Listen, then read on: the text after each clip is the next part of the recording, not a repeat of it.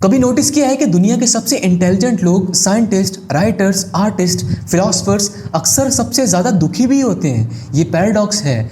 जितना ज़्यादा कोई समझता है ना दुनिया को, उतना ही ज़्यादा वो उससे थकता भी है, क्योंकि इंटेलिजेंस एक ब्लेसिंग नहीं है, एक बर्डन भी होता है। जब एक आम इंसान दुनिया को सिंपल तरह देखता है ना, एक जीनियस हर चीज़ के पीछे का डार्कनेस भी महसूस करता है। उन्हें छोटी छोटी चीज़ें अफेक्ट करती हैं, उन्हें रियलिटी के फ्लॉज क्लियरली दिखते हैं। एल्बर्ट आइंस्टाइन ने एक दफ़ा कहा था, it is strange to be known so universally and yet be so lonely. वो सेंटेंस एक जीनियस का कर्स डिफाइन करता है। सब जानते हैं पर कोई समझता नहीं है। स्मार्ट लोग दुनिया को रिपेयर करने की कोशिश करते हैं, पर हर बार जब वो देखते हैं ना कि दुनिया बदलने नहीं चाहती, उनका दिल थोड़ा और टूट जाता है। अगर हम हिस्ट्री पे सच्ची नज़र डालें ना, तो एक बहुत डिस्टर्बिंग और ट्रैजिक पैटर्न सामने आते हैं। दुनिया के सबसे ब्रिलियंट, क्रिएटिव और डीप लोग अक्सर खुद के दिमाग के अंदर ही खो गए हैं।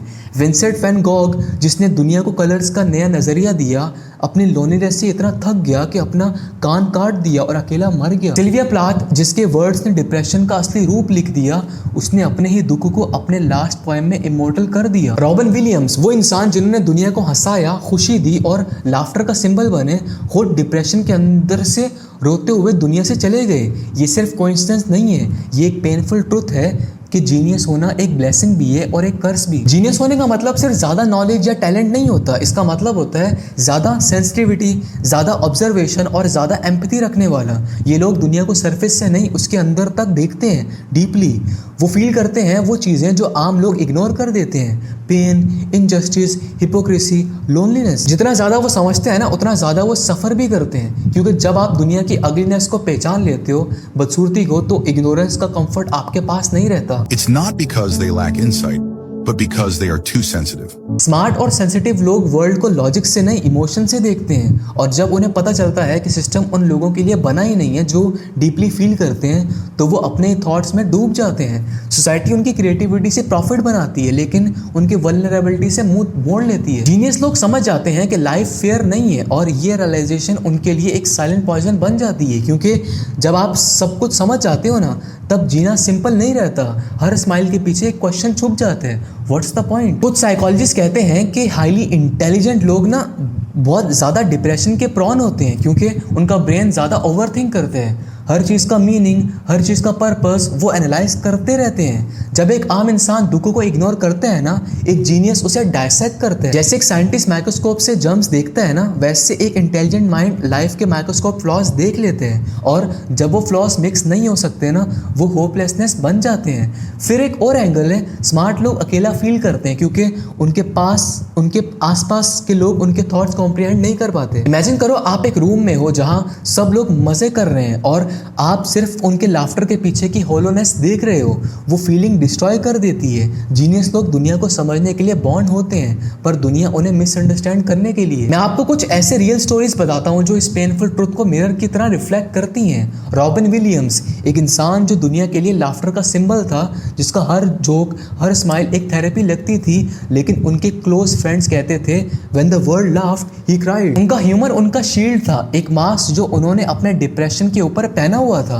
वो इतने इंटेलिजेंट और इमोशनली लेयर्ड थे कि उन्होंने लाइफ के सबसे डार्क कॉर्नर्स को फील किया, और उन्हीं कॉर्नर्स को लाइट बना के दुनिया के सामने रखा। पर जब वो अकेले होते ना, तो उन्हीं लाइट्स ने उन्हें अंधा कर दिया। वर्जीनिया वुल्फ, लिटरेचर की दुनिया का एक ऐसा नाम जहां हर वर्ड एक इमोशन बन जाता है। उसने लिखा था, I see things so clearly that it kills me. Imagine करो, क्लैरिटी जिसे हम सब सीखते हैं ना, उसके लिए कर्ज बन गई इस बंदे के लिए। उसने अपने दिमाग के नॉइज से एस्केप पाने के लिए खुद को एक रिवर में ड्राउन कर दिया, मतलब खुदकुशी कर ली उसने।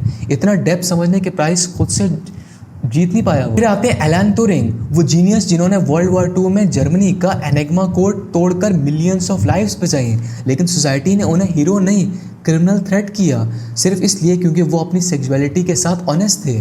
उसने दुनिया के लिए इम्पॉसिबल कर दिखाया, और दुनिया ने उसके दिल को तोड़ दिया। इन सब के बीच एक थ्रेड कॉमन है, उन्होंने दुनिया को सिर्फ देखा नहीं, समझा भी है, डीपली, इंटीमेटली। लेकिन जब आप दुनिया को इतनी डेप्थ से समझते हो ना, तो उसकी हार्शनेस भी उतनी ही शार्प लगती है। जीनियस लोग सफ़र इसलिए नहीं करते कि वो वीक होते हैं, बल्कि इसलिए करते हैं कि वो सब कुछ फील करते हैं जो बाकी लोग इग्नोर कर देते हैं। और ये आयरनी है, जितना ज़्यादा आप दुनिया को समझने लगते हो ना, उतना ही आप उसमें अकेला महसूस करते हो। तो क्या इसका मतलब ये है कि इंटेलिजेंस एक कर्स है? शायद हाँ और शायद नहीं। स्मार्ट लोग दुनिया के फ्लॉज देखते हैं पर उनके पास उन्हें फिक्स करने का कंट्रोल नहीं होता।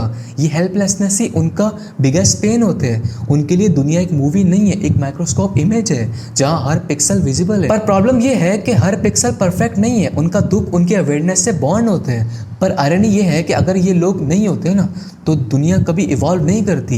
ये लोग दुनिया के थिंकर्स, क्रिएटर्स और रिवोल्यूशनर्स हैं जिनका पेन ही प्रोग्रेस का इंजन है। टीयर्स ही हमारे कंफर्ट बन जाते हैं, उनका स्ट्रगल ही हमारी लर्निंग। शायद उनका सैडनेस ह्यूमैनिटी का प्राइस है, एक कॉस्ट जो सिर्फ चोजन माइंड्स को पे करनी पड़ती है। मैं ऑनेस्टली जब इस टॉपिक पर सोचता हूँ ना तो मुझे लगता है कि इंटेलिजेंस दुनिया का सबसे मिसअंडरस्टूड गिफ्ट है, एक ऐसी ब्लेसिंग जो अक्सर कर्स बन जाती है। लोग समझते हैं स्मार्ट लोग फनी होते हैं, कॉन्फिडेंट होते हैं, सक्सेसफुल होते हैं, लेकिन असल में वो थके हुए होते हैं। फनी नहीं, ब्रोकन होते हैं, विटी नहीं, वियरी होते हैं। वो दुनिया के हर लायक को देख लेते हैं, हर मास्क के पीछे का ट्रुथ समझ लेते हैं और फिर उनके लिए प्रिटेंड करना मुश्किल हो जाता है। कभी कभी मैं खुद भी फील करता हूँ कि जितना ज़्यादा मैं दुनिया को समझता हूँ ना उतना ही ज़्यादा लॉस्ट फील करता हूँ, क्योंकि क्लैरिटी कभी कंफर्ट नहीं देती, वो सिर्फ अवेयरनेस देती है। और अवेयरनेस एक हैवी चीज़ है, वो आपको जगाती है, चलाती है। I strung a green extension cord around some rafters in my set. Like there's no roof; it's fly walls and stuff, and I hung myself. And You hung yourself.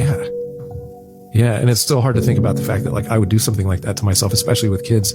But I now understand what it's like when people are like, I don't understand why they would kill themselves, and I'm like, I can tell you from experience, they thought they were giving the world a gift. That is the saddest lie that we could tell ourselves. But I thought that I was doing my family and my community a favor because I was. मुझे लगता है कि दुनिया को उन intelligent लोगों का pen seriously लेना चाहिए, क्योंकि उनका साइलेंस एक वार्निंग है सिविलाइजेशन के लिए, हम सब के लिए। जब एक जीनियस इंसान चुप हो जाता है ना, वो सिर्फ डिप्रेस नहीं होता, वो डिसअपॉइंटेड होता है उन लोगों से, उन सिस्टम से, उन रियलिटी से जिन्होंने एम्पैथी को वीकनेस बना दिया। उनका सैडनेस एक रिमाइंडर है कि नॉलेज का मतलब कभी हैप्पीनेस नहीं होता। उनके लिए हर स्माइल एक मास्क होती है और हर थॉट एक बैटलफील्ड। और दुनिया का सबसे ट्रैजिक पैटर्न यही है, वो लोग जिन्होंने ह्यूमैनिटी को सबसे ज़्यादा समझा, उन्हें ह्यूमैनिटी ने सबसे कम समझा। दुनिया ने उन्हें अप्रिशिएट तब किया जब वो दुनिया से चले गए। शायद इसीलिए कहते हैं the smartest people don't die because of weakness, they die because they feel everything too deeply.